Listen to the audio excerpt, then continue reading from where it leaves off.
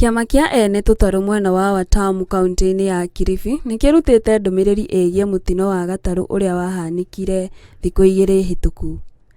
Maugĩte gatarũ kau nĩ karũmĩrĩire mawatho mothe marĩa makoragwo magathĩkĩirwo ũkui wa tũtarũ.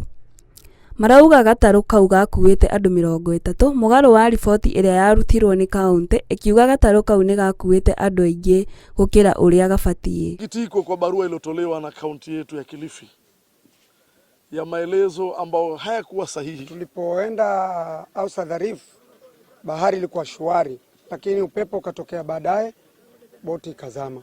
Sasa hakuna habari za kwamba ati wageni walizidi, na kulingana na rekodi ya KWS hatuwezi kuondoka bila ya ticket. Makiregana na riboti ĩyo, kĩama kĩu kĩa ene tũtarũ kiugĩte kũringana na watho gatarũ gabatiĩ gũkua andũ 35 na gatarũ karĩa konire mũtino gakuĩte andũ 30.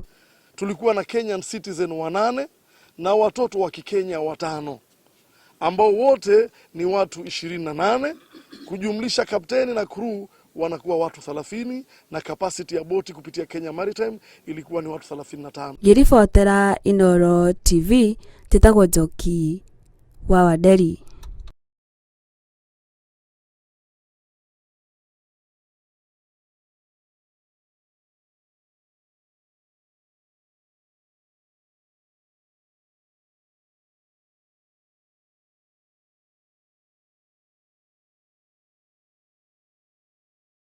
Kwa usiwa bila shirika la KWS kuhakikisha boti imetimiza tangu kulingana na Maritime inapakia wageni 35 include captains, lakini siku hiyo nilikuwa na wageni 28 including captain 30. Munira Mohamed ambaye ni mmoja wa miliki wa maboti anasema kuwa ukosefu wa boti ya uokoaji wakati wa dharura inahitajika sana. Kitu cha msingi, county government, tuleteni rescue boat hapa. Itusaidie, tuna deal na wageni wengi, wa locally na internationally. Ni muhimu kwetu sisi sote tuwe tunapata hiyo boti hapa. It is just a kind request. Let the county government cooperate and collaborate with us to make sure that